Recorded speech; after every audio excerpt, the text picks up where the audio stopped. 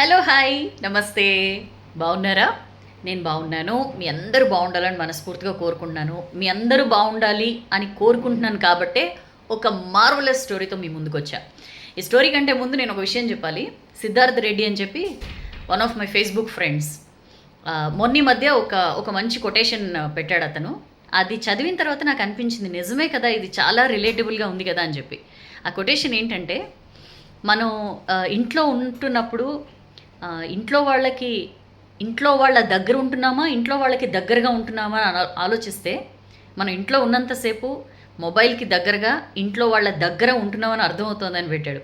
చాలా బాగుంది సిద్ధు, నిజంగా టచ్ అయింది. సో దీనికి రిలేటెడ్గా ఒక మంచి స్టోరీ చెప్తాను నేను మీకు. ఇది ఖచ్చితంగా మనందరం తెలుసుకోవాల్సిన విషయం.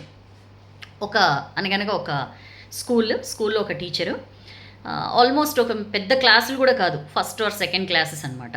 ఆ పిల్లలందరికీ ఒకరోజు ఒక ఫైన్ సాటర్డే పెద్దగా క్లాసెస్ అవి జరగవు కదా. ఆ రోజు పిల్లలందరికీ అందరికీ పేపర్స్ ఇచ్చి మీ కోరికలు ఏంటో రాయండి అని చెప్పి, ఏం కోరిక కోరుకుంటున్నారో రాయండి, అంటే మీకు ఏం కావాలనిపిస్తుందో రాయండి అని చెప్పి చెప్తారనమాట. ఇంకా చిన్నపిల్లలు కదా, వాళ్ళ క్రియేటివిటీకి ఇంకా లిమిట్స్ ఉండవు. సరే అందరూ రాసేసి ఇచ్చేస్తారు. ఆ టీచర్ కూడా అన్ని పేపర్స్ అన్నీ కలెక్ట్ చేసుకుని ఇంటికి వస్తారనమాట. ఇంటికి వచ్చి ఆమె పనంతా అయిపోయిన తర్వాత చాయ్ తాగుతూ పేపర్స్ బండిల్ దగ్గర పెట్టుకొని కూర్చుంటుంది. పక్కనే సోఫాలో హస్బెండ్ కూర్చుంటాడు. హస్బెండ్ ఫోన్లో ఏదో చూసుకుంటూ ఉంటాడు. అత్తయ్య గారు ఉంటారు, ఆవిడ కూడా ఫోన్లో ఏదో చూసుకుంటూ ఉంటారు. మొత్తం అందరూ ఎవరి పనుల్లో వాళ్ళు, మావయ్య గారు, మరిది, మొత్తం ఎవరి పనుల్లో వాళ్ళు బిజీగా ఫోన్లు చూసుకుంటూ ఉంటారు. సరే ఆమె కూర్చుని పేపర్స్ ఒకటొకటి చూస్తూ ఉంటుందన్నమాట. ఒక పేపర్ దగ్గరకు వచ్చేసరికి ఆమెకు అసలు కన్నీళ్ళు ఆగవు, వలవలా ఏడ్చేస్తూ ఉంటుందన్నమాట. అక్కడ ఉన్నవాళ్ళు సడన్గా హస్బెండ్ పక్కనే కూర్చుని ఉంటాడు కాబట్టి, అరే ఏమైంది, ఎందుకలా ఏడుస్తున్నావు అని చెప్పి అంటారనమాట. అంటే ఆమె అసలు మాటలు చెప్పలేక ఓ పేపర్ ఇస్తుంది ఆయన చేతికి. ఆ పేపర్ చదువుతూ ఉంటాడనమాట ఆయన. అందులో ఏముంటుందంటే, అదే మీరేం కోరుకుంటున్నారు, మీరేం అవ్వాలనుకుంటున్నారు అని చెప్పి అడిగింది కదా ఆవిడ. ఆ టాపిక్కి సంబంధించి ఒక పాప రాసిన ఆర్టికల్ అనమాట అది. ఆ పాప రాసింది కదా, నేను ఈ ప్రపంచం నుంచి మొబైల్ అనేది మాయమైపోవాలని కోరుకుంటున్నాను అని రాస్తుంది కింద. ఎందుకంటే నేను ఇంటికి వెళ్తాను కదా, ఇంటికి వెళ్ళిన తర్వాత మా మమ్మీ ఫోన్లో బిజీగా ఉంటుంది, మా డాడీ ఆఫీస్ నుంచి వచ్చి ఫోన్లో బిజీగా ఉంటారు, ఇంట్లో నానమ్మ, తాతయ్య, మా బాబాయ్ అందరూ ఫోన్లో బిజీగా ఉంటారు. నాకు ఏదైనా మాట్లాడాలన్నా, ఏమైనా చెప్పాలన్నా నాకు అసలు ఎవరికి చెప్పాలో కూడా తెలియదు. నేను వెళ్ళి మాట్లాడదాం అనుకున్నా సరే ఫోన్ ఇలా ఇలా ఇలా చూస్తూ చూస్తూ అంటారు అని చెప్పి రాసిందనమాట. రాసిన తర్వాత మళ్ళీ కింద ఎంత ఎంత అండర్స్టాండింగ్ లెవెల్స్ చూడండి. కింద రాస్తుంది, ఒకవేళ మొబైల్ కనుక లేకపోతే వీళ్ళందరూ నాతోనే ఉంటారు కదా, నాతో స్పెండ్ చేస్తారు కదా, అందుకని నేను ఇట్లా కోరుకుంటున్నాను. ఒకవేళ ఇది జరగదనుకోండి, ఒకవేళ మొబైల్ మాయమైపోవడం అనేది ఇంపాసిబుల్ అయితే నేనే మొబైల్లో మారిపోవాలని కోరుకుంటున్నాను. నేను మొబైల్లో మారిపోతే నేను మా వాళ్ళందరి చేతిలో ఉంటాను కదా, వాళ్ళకి దగ్గరగా ఉంటాను కదా అని చెప్పి రాస్తుందనమాట.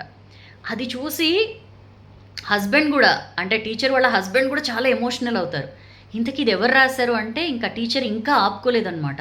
గట్టిగా ఏడ్చేస్తూ ఉంటుంది. ఏమైంది చెప్పు, ఎవరిది రాసింది అంటే, మన అమ్మాయి అంటుందన్నమాట. వాళ్ళ పాప ఈమె స్కూల్లోనే చదువుతున్నారు, అండ్ ఈమె క్లాసే అనమాట. అసలు తట్టుకోలేనంత బాధ వస్తుంది ఒకేసారి ఆ ఫ్యామిలీ మెంబర్స్ అందరికీ.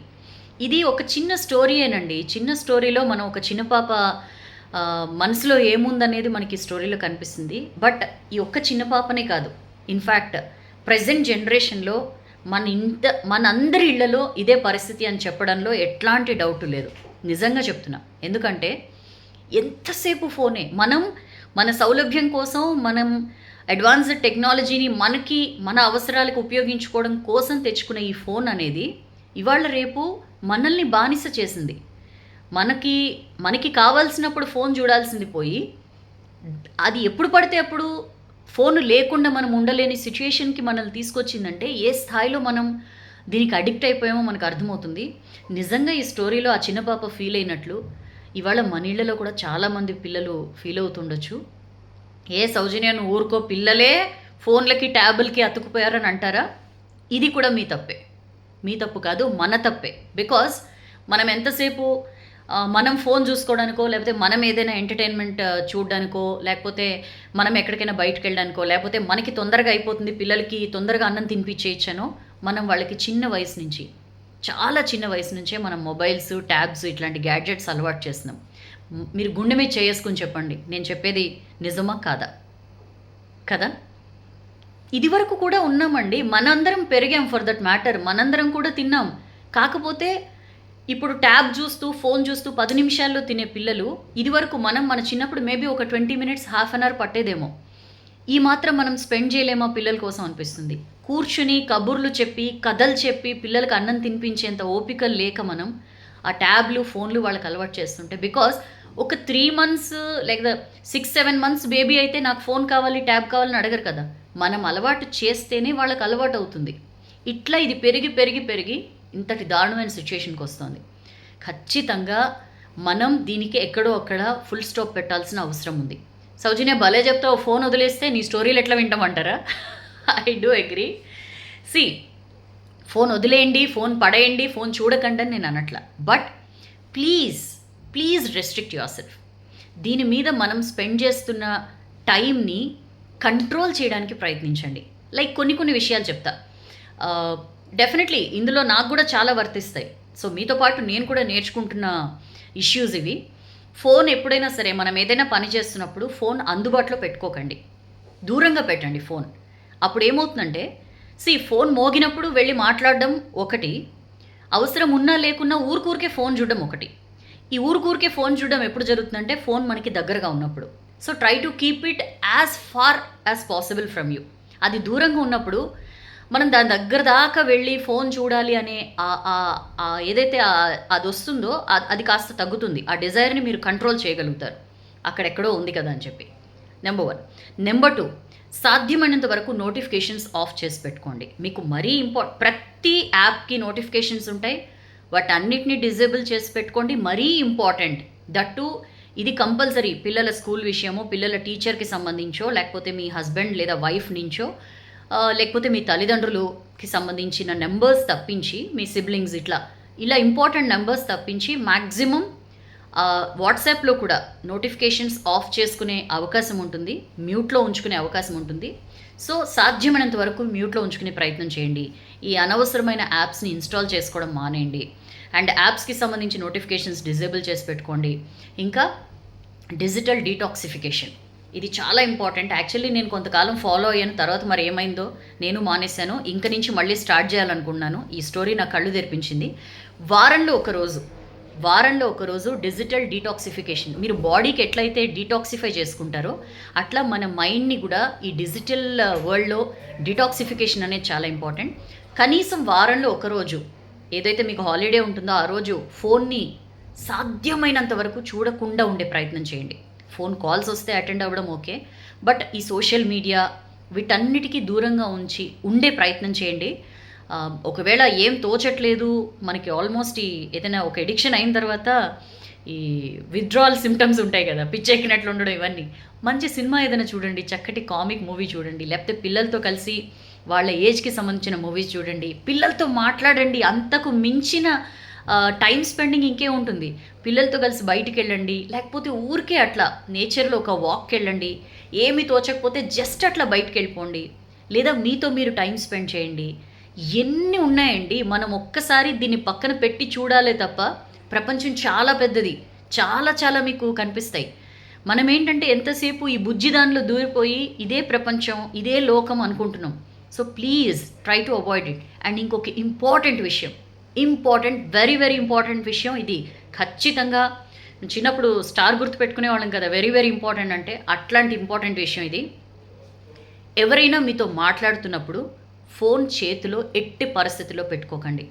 అదేంటంటే అవతల వాళ్ళని అవమానించడం, దాంతోపాటు మీకు అసలు సంస్కారం లేదు అనే విషయం అవతల వాళ్ళకి తెలుస్తుంది. అంతకంటే ఘోరమైన పని ఇంకోటి ఉండదు. ఎస్పెషల్లీ పిల్లలు మీ దగ్గరకు వచ్చి ఏదైనా చెప్తున్నప్పుడు give your 100% attention to them. Phone పక్కన పెట్టేయండి. ఏది ఇంపార్టెంట్ కాదండి. పిల్లల కంటే, మీ ఇంట్లో వాళ్ళ కంటే, తల్లిదండ్రుల కంటే, ఫ్రెండ్స్ కంటే ఫోన్ ఈజ్ నాట్ ఇంపార్టెంట్. ఈ విషయం కంపల్సరీ గుర్తుపెట్టుకోండి. అవతల వాళ్ళు మాట్లాడుతున్న దానికి అటెన్షన్ పే చేయండి. అది మనం వాళ్ళకిచ్చే కనీస గౌరవం. ఫోన్ చూస్తూ, స్క్రోల్ చేస్తూ, అంటూ అసలు ఏం వినరు మీరు. బిలీవ్ మీ, కొడుతున్నాను కదా నువ్వు చెప్పు అని అంటారు కదా. Just stop. మీ ఎదురుగా వ్యక్తి ఫోన్ చూస్తూ కనుక మీరు చెప్పేది వింటుంటే మీరు మాట్లాడడం మానేయండి. మీరు చెప్తున్న మాటలకి ఏమాత్రం దృష్టి పెట్టట్లేదని దానికి అర్థం. సో ఇవన్నీ కంపల్సరీ ఫాలో అవ్వండి. ఇప్పటికే 10 నిమిషాలు దాటిపోయింది వీడియో. ఇది చాలా ఇంపార్టెంట్ విషయం. ఇది అందరికీ స్ప్రెడ్ అవ్వాలి. మొన్న మధ్య ఒక 2 వీడియోస్ 1 మిలియన్ టచ్ అయ్యాయి. Thank you so much for that. But ఇది చాలా చాలా important. Once again I thank Siddharth Reddy. చాలా మంచి కొటేషన్ మీరు పెట్టారు సిద్ధు. సో దాని చుట్టూతోనే ఈ స్టోరీ ఫామ్ అయింది. ఈ స్టోరీని సాధ్యమైనంత వరకు స్ప్రెడ్ చేయండి. ఈ మొబైల్ని వీలైనంత వరకు, మొబైల్ అడిక్షన్ని వీలైనంత వరకు కంట్రోల్ చేసే ప్రయత్నం చేయండి. ఎందుకంటే అల్టిమేట్లీ రిలేషన్స్ మ్యాటర్ అండి. మన వాళ్ళు, మన పిల్లలు, మన చుట్టుపక్కల వాళ్ళు, లేకపోతే పుస్తకాలు, నేచర్, వీటితో ఏం సంబంధం లేకుండా మొత్తం ప్రపంచం ఈ ఫోనే అన్నట్లు మన లైఫ్స్ తయారైపోయాయి. నౌ ఇట్స్ హై టైం మనం దీనికి ఎక్కడో అక్కడ చెక్ పెట్టాలి. సో నేను చెప్పిన ఇవి ఫాలో అవ్వండి కాదు, అవుదాం. నేను కూడా చెప్పాను కదా, వీటిలో కొన్ని అవలక్షణాలు నాకు కూడా ఉన్నాయి.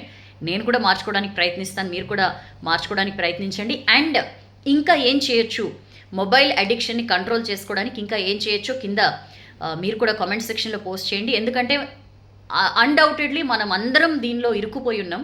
సో ఏదో ఒక రకంగా మనం ఒకళ్ళు పట్టుకుని దీని నుంచి బయటకు వచ్చే ప్రయత్నం చేద్దాం. మనకు కావాల్సిందల్లా విల్ పవర్.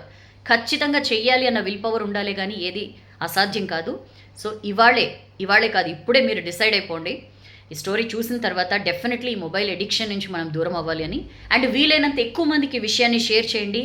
మనందరికీ ఇది చాలా అవసరం. ఓకేనా? నెక్స్ట్ వీడియోలో మళ్ళీ కలుద్దాం. నచ్చితే లైక్ చేయండి, బాగా నచ్చితే షేర్ చేయండి. మొబైల్ అడిక్షన్ నుంచి దూరంగా ఉండండి. ఓకేనా? This is Soujanya signing off.